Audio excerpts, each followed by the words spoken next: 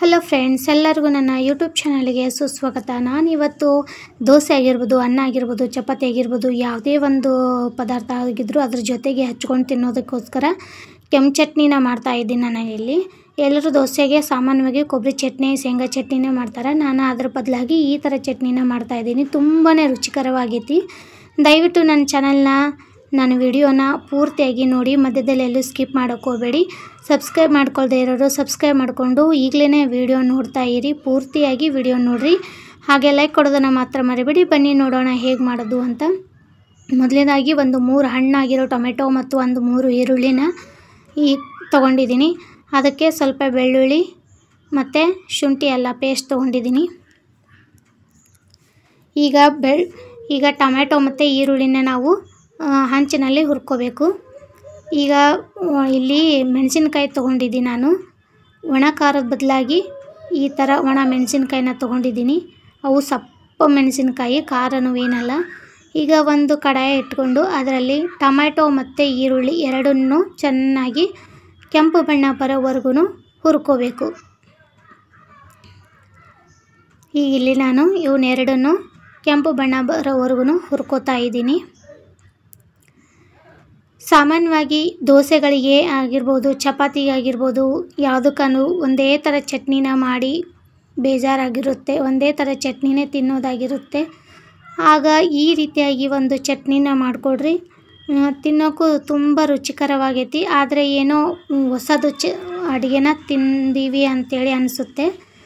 ಈಗ ಇದು ಸ್ವಲ್ಪ ಕೆಂಪಾದ ತಕ್ಷಣ ಒಂದು 4-5 ಬೆಳ್ಳುಳ್ಳಿ ಹಾಕ್ಕೊಂಡು ಅದನ್ನು ಕೂಡ ಇದ್ರ ಜೊತೆಗೆ ಹುರ್ಕೊಂಡು ಈ ರೀತಿ ಸ್ವಲ್ಪ ಕೆಂಪು ಬಣ್ಣ ಬಂದರೆ ಸಾಕು, ತೆಕ್ಕೊಂಬಿಡಿ ಅಷ್ಟೂ. ಈಗ ಉಳ್ಳಾಗಡ್ಡಿ, ಟೊಮೆಟೊ ಮತ್ತು ಬೆಳ್ಳುಳ್ಳಿ ಈ 3 ಕೂಡ ತೆಕ್ಕೊಂಬಿಡಬೇಕು. ಮತ್ತು ಇವಾಗ ಏನು ಹುರಿಬೇಕಪ್ಪ ಅಂತಂದ್ರೆ, ಈ ಒಣ ಮೆಣಸಿನ್ಕಾಯಿ ಇರ್ತಾವಲ್ಲ ಇವನ್ನೆಲ್ಲ ಹಾಕಿಬಿಟ್ಟು ಖಾರಕ್ಕೆ ನಿಮ್ಗೆ ಎಷ್ಟು ಬೇಕೋ ಅಷ್ಟು ಒಣ ಮೆಣಸಿನ್ಕಾಯಿನ ತೊಗೊಳ್ಬೇಕು. ಈ ಒಣ ಮೆಣಸಿನ್ಕಾಯನ್ನು ಸಣ್ಣ ಹುರಿನಲ್ಲಿ ಇಟ್ಬಿಟ್ಟು ಈ ರೀತಿಯಾಗಿ ಸ್ವಲ್ಪ ಕೆಂಪಾಗೋವರೆಗೂ ನೋಡ್ರಿ. ಈ ಕೆಂಪಾಗ್ಯವು, ಈ ಕೆಂಪಾದರೆ ಸಾಕು, ಇಷ್ಟು ಹುರ್ಕೋಬೇಕು. ಈಗ ಇದನ್ನು ಕೂಡ ಅದೇ ಪ್ಲೇಟಿಗೆ ಹಾಕ್ಕೊಂಡು ಮತ್ತೆ ಈ ಕಡಾಯಿಗೆ ಇನ್ನೊಂದು ಐಟಮ್ನ ಹುರ್ಕೋಬೇಕಾಗುತ್ತೆ. ಈಗ ನಾನಿಲ್ಲಿ ಶೇಂಗಾನ ತೊಗೊಂಡಿದ್ದೀನಿ.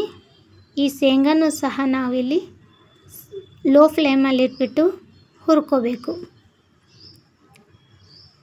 ಇವೆಲ್ಲವನ್ನು ಹುರ್ಕೊಂಡು ನಾವು ರುಬ್ಬಿದ ನಂತರ ಚಟ್ನಿ ಮಾತ್ರ ಸೂಪರಾಗಿ ಚಟ್ನಿ ಆಗುತ್ತೆ ನೋಡ್ರಿ. ಶೇಂಗಾನೂ ಸಹ ಹುರ್ಕೊಂಡಿದ್ದಾಗಿದೆ. ಈಗ ನಾವು ಅದನ್ನು ಕೂಡ ತೆಕ್ಕೊಳ್ತಾ ಇದ್ದೀವಿ. ಗ್ಯಾಸನ್ನು ಆಫ್ ಮಾಡಿದ್ದೀವಿ. ಈಗ ಅದೇ ಪ್ಲೇಟಿಗೆ ಶೇಂಗಾನೂ ಕೂಡ ತೆಕ್ಕೋಬೇಕು. ಈಗ ಇದಿಷ್ಟನ್ನು ಸಹ ಆರೋದಕ್ಕೆ ಬಿಡಬೇಕು. ಇದು ತಣ್ಣಗಾದ ಮೇಲೆ ನಾವು ಮಿಕ್ಸಿ ಜಾರಲ್ಲಿ ಹಾಕಿ ರುಬ್ಕೊಂಬರಬೇಕು. ಇದು ತಣ್ಣಗಾಗಲಿ ಅಷ್ಟರಲ್ಲಿ ನಾವಿಲ್ಲಿ ಸಣ್ಣದಾಗಿ ಒಗ್ಗರಣೆನ ಕೊಟ್ಕೊಳ್ಳೋಣ.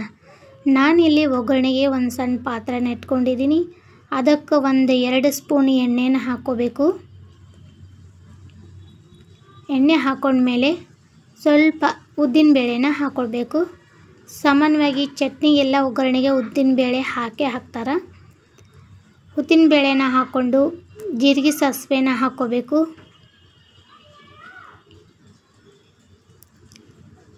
ಜೀರಿಗೆ ಸಾಸಿವೆ ಚಟಪಟ ಅಂತ ಸಿಡಿದ ಮೇಲೆ ಬೆಳ್ಳುಳ್ಳಿನ ಸುಲಿದು ಕಟ್ ಮಾಡಿ ಇಟ್ಕೊಂಡಿರಬೇಕು ಸಣ್ಣದಾಗಿ, ಅದನ್ನು ಹಾಕಬೇಕು. ಅದು ಕೆಂಪು ಆಗೋದ್ರೊಳಗಡೆ ಗ್ಯಾಸನ್ನು ಬಂದ್ ಮಾಡಿ ಕರಿಬೇವನ್ನು ಹಾಕಬೇಕು. ಈಗ ಇದು ಕೂಡ ಚಟ್ನಿ ತಣ್ಣಗಾಗಿರಲಿ, ತಣ್ಣಗಾಗೋದಕ್ಕೆ ಬಿಡೋಣ. ಈಗ ನಾವು ಏನು ಹುರಿದಿಟ್ಕೊಂಡಿದ್ವಿ ಇದು ಕೂಡ ತಣ್ಣಗಾಗ್ಯದ. ಈಗ ನಾವು ಇದನ್ನು ರುಬ್ಕೊಂಬರೋಣ. ರುಬ್ಬೋಕ್ಕೂ ಮುಂಚೆ ಅದಕ್ಕೆ ಸ್ವಲ್ಪ ಕೊತ್ತಂಬರಿ ಸೊಪ್ಪು, ಅಲ್ಲ ಒಂಚೂರು ಅಲ್ಲ, ಮತ್ತು ಸ್ವಲ್ಪ ಕರಿಬೇವು, ರುಚಿಗೆ ತಕ್ಕಷ್ಟು ಉಪ್ಪು ಇಷ್ಟನ್ನು ಹಾಕಿ ಸ್ವಲ್ಪ ನೀರನ್ನು ಹಾಕ್ಕೊಂಬಿಟ್ಟು ಈಗ ರುಬ್ಕೊಂಬರೋಣ. ನೀರು ನಿಮ್ಗೆ ಎಷ್ಟು ಬೇಕೋ ಹಾಕ್ಕೊಂಡು ರುಬ್ಕೊಂಬರ್ರಿ. ಈಗ ನಾನಿಲ್ಲಿ ರುಬ್ಕೊಂಬಂದಿದ್ದೀನಿ. ಇಷ್ಟು ಸಣ್ಣ ಆದರೆ ಸಾಕು. ಈಗ ಇದೇನು ಒಗ್ಗರಣೆ ಕೊಟ್ಕೊಂಡಿದ್ವಲ್ಲ ಇದು ಈಗ ಇದಕ್ಕೆ ಹಾಕಿ ಕಲಸೋಣ. ನಾವು ರುಬ್ಬಿರೋದನ್ನು ಎಲ್ಲದನ್ನು ಹಾಕಿ ಇದಕ್ಕೆ ಕಲಿಸ್ಬೇಕು. ನೀವು ಇನ್ನಿಷ್ಟು ನೀರು ಬೇಕು ಅಂತಂದ್ರೆ ನೀರನ್ನು ಹಾಕಿಬಿಟ್ಟು ಕಲಿಸ್ಕೊಳ್ರಿ, ಏನೂ ಆಗಲ್ಲ. ಈಗ ಗ್ಯಾಸನ್ನು ಹಚ್ಚಿಬಿಟ್ಟು ಒಂದು ಸ್ವಲ್ಪ ಇದನ್ನು ಕುದಿಸ್ಕೋಬೇಕು.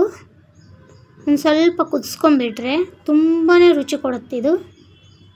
ನಾವು ಕೊಬ್ಬರಿ ಚಟ್ನಿನೆಲ್ಲ ಒಗ್ಗರಣೆ ಕೊಟ್ಕೊಂಡು ಹಾಗೆ ಕಲಸಿ ಇಟ್ಟುಬಿಡ್ತೀವಿ, ಆದರೆ ಇದನ್ನು ಮಾತ್ರ ಒಂದು ಸ್ವಲ್ಪ ಕುದಿಸ್ಕೋಬೇಕು.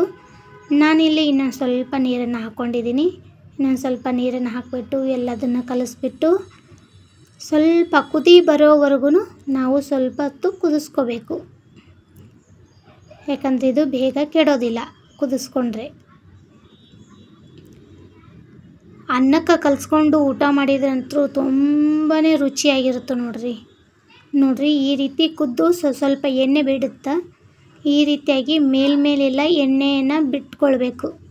ಆ ರೀತಿ ಒಂದು ಸ್ವಲ್ಪ ಹೊತ್ತು ಕುದಿಸ್ಬೇಕು. ಈಗ ನೋಡ್ರಿ ಪರ್ಫೆಕ್ಟಾಗಿ ಕುದ್ದೈತಿದು. ಈಗ ಮತ್ತೆ ಕುದಿಯೋ ಅವಶ್ಯಕತೆ ಏನಿಲ್ಲ. ಈಗ ಗ್ಯಾಸನ್ನು ಆಫ್ ಮಾಡಿಬಿಡೋಣ. ಪೂರ್ತಿಯಾಗಿ ಆಗ್ಯದಿದು. ಗ್ಯಾಸನ್ನು ಆಫ್ ಮಾಡಿಬಿಟ್ಟು ಸ್ವಲ್ಪ ತಣ್ಣಗಾಗಲಿ. ಈಗ ನೋಡ್ರಿ ನಾನಿಲ್ಲಿ ಮನೆಯಲ್ಲಿ ದೋಸೆನ ಮಾಡಿದ್ದೆ. ಈ ದೋಸೆ ಜೊತೆಗಂತೂ ತುಂಬಾ ಟೇಸ್ಟಿಯಾಗಿತ್ತು ಚಟ್ನಿ. ಯಾವಾಗಲೂ ಕೊಬ್ಬರಿ ಚಟ್ನಿ ಶೇಂಗಾ ಚಟ್ನಿನೇ ಮಾಡಿದ್ವಿ, ಆದರೆ ಇದೇ ಮೊದಲನೇ ಸರ್ತಿ ಈ ರೀತಿಯಾಗಿ ಒಂದು ಚಟ್ನಿ ಮಾಡೋದು ನನಗಂತೂ ತುಂಬಾ ರುಚಿಕರ ಅನ್ನಿಸ್ತು. ಇದನ್ನು ಮತ್ತೆ ಯಾವಾಗಲೂ ದೋಸೆ ಮಾಡಿದಾಗ ಒಂದು ಸತಿಗೊಮ್ಮೆ ಇದನ್ನು ಮಾಡಬೇಕು ಅಂತ ಅನಿಸುತ್ತೆ. ಅಷ್ಟು ತುಂಬ ರುಚಿಯಾಗೈತಿ. ಅನ್ನ ಕಲಿಸ್ಕೊಂಡು ಉಂಡ್ರಂತೂ ಇನ್ನೂ ರುಚಿಯಾಗಿರುತ್ತೆ ಅಂತ ಅನ್ನಿಸ್ತು ನನಗಂತೂ. ದಯವಿಟ್ಟು ಇಷ್ಟ ಆಗಿದ್ರೆ ಲೈಕ್ ಕೊಡ್ರಿ. ನಾನು ಮತ್ತೆ ಮುಂದಿನ ವಿಡಿಯೋದಲ್ಲಿ ಸಿಗ್ತೀನಿ ರೀ. ಎಲ್ಲರಿಗೂ ಕೂಡ ನಮಸ್ಕಾರಗಳು.